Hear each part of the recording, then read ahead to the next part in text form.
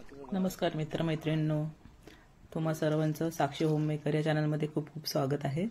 आजचा आपला व्लॉग बनणार आहे वाण मासेमारी या संदर्भातील। वाण मासेमारी हा कोकणातील एक पारंपरिक मासेमारीचा प्रकार आहे। बरेच जणांनी कमेंट सेक्शनमध्ये डिमांड केली होती, ताई वाण मासेमारीवर एक व्लॉग बनवा। हा व्लॉग तुम्हाला आवडला तर व्हिडिओला नक्की लाईक, शेअर आणि कमेंट करा। ज्यांनी चॅनलला सबस्क्राइब केलं नसेल त्यांनी नक्की सबस्क्राइब करा। वाण मासेमारी ही खाडी एरियामध्ये केली जाते। आपण हा व्हिडिओ सोनगाव खाडीमध्ये शूट करणार आहोत। खेड आणि चिपळूणच्या बॉर्डरवरती ही खाडी आहे। पलीकडे जावं लागणार आहे बघा।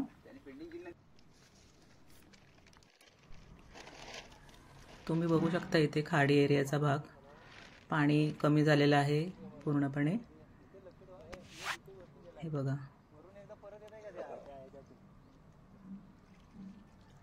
मासे आता किती लागलेत बघूया आपण। केवढा मोठा मासा मिळाला आहे बघा दादांना।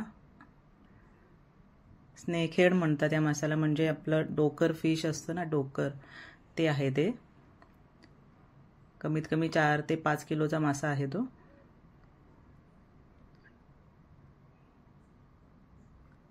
किती मासे मिळतात दादांना आता। वाण कसे लावले जाते त्याची माहिती आपण थोडी आता घेऊया। फेन्स तयार केले जाते जाळ्याचे। जाळे एक प्रकारे जमिनीमध्ये थोडंसं पुरलं जातं।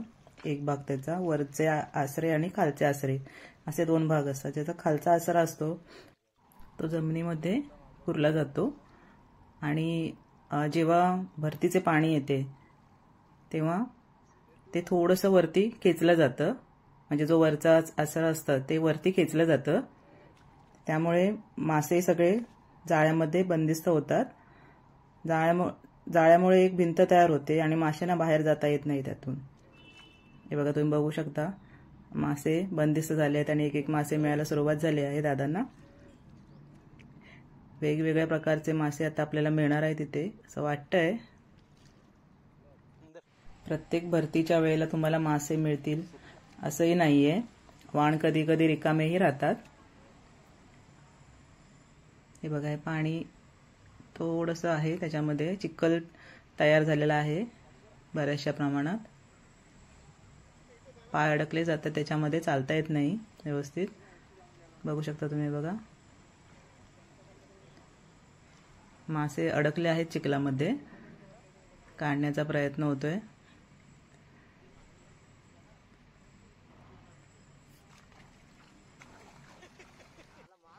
खाडीतले मासे खूप टेस्टी असतात, आपल्या गोड्या पाण्यातले मासे किंवा आणखीन नदीतल्या माशांपेक्षा। हे बघा, केवढा मोठा मासा इथे मिळाला आहे। असे वेगवेगळ्या प्रकारचे मासे वाणामध्ये मिळतात, जसे की पडियार, पालू, लेप मासा, वाम, तांबोसा असे भरपूर प्रकारचे मासे वाणामध्ये मिळतात। हे बघा, मासे आता भरपूर प्रमाणातच मिळायला सुरुवात झाली आहे। जेवढे अडकलेत मासे तेवढे आपल्याला काढताना दिसत आहेत। हे बघा,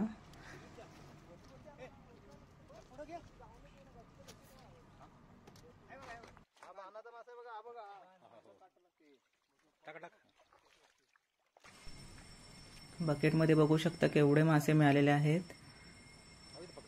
जवळपास 38 ते 40 किलो मासे वाणामध्ये दादांना मिळालेले आहेत। खूप खुश आहेत सगळे, कारण वाण रिकामा राहिला असता तर काहीच कोणाला मिळालं नसतं। एक एक करून सगळे मासे काढण्याचा प्रयत्न करतायत। हे बघा, ह्या माशाला पडियार असं म्हणतात।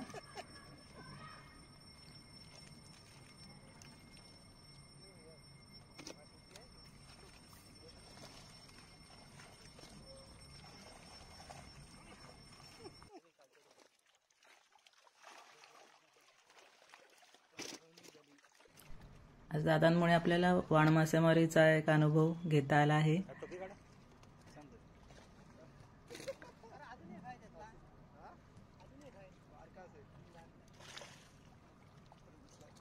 अजूनही मासे मिळतात, हे बघा।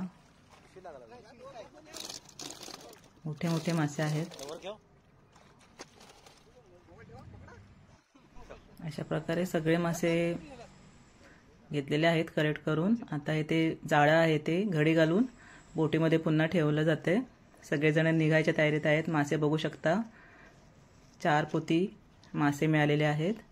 38 ते 40 किलो मासे. हे बघा, चिखलामध्ये चालता येत नाही त्यामुळे या पद्धतीने चालावं लागते. 2 बांबू घेऊन कशा पद्धतीने चालावं लागते तुम्हाला दाखवतोय.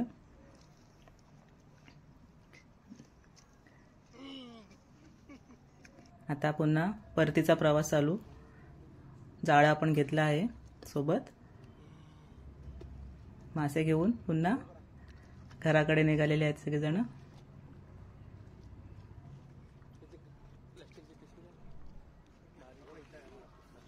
तुम्हाला व्लॉग आवडला असेल तर नक्की कमेंटमध्ये सांगा कसा वाटला तुम्हाला. आणि आणखीन काही तुम्हाला कोकणातील व्लॉग बघायचे असतील तर कमेंट सेक्शनमध्ये सांगा. आपण ते बनवण्याचा प्रयत्न करूच.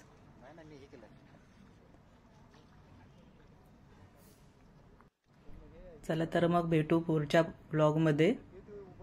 सगळ्यांना नमस्कार. थँक्यू.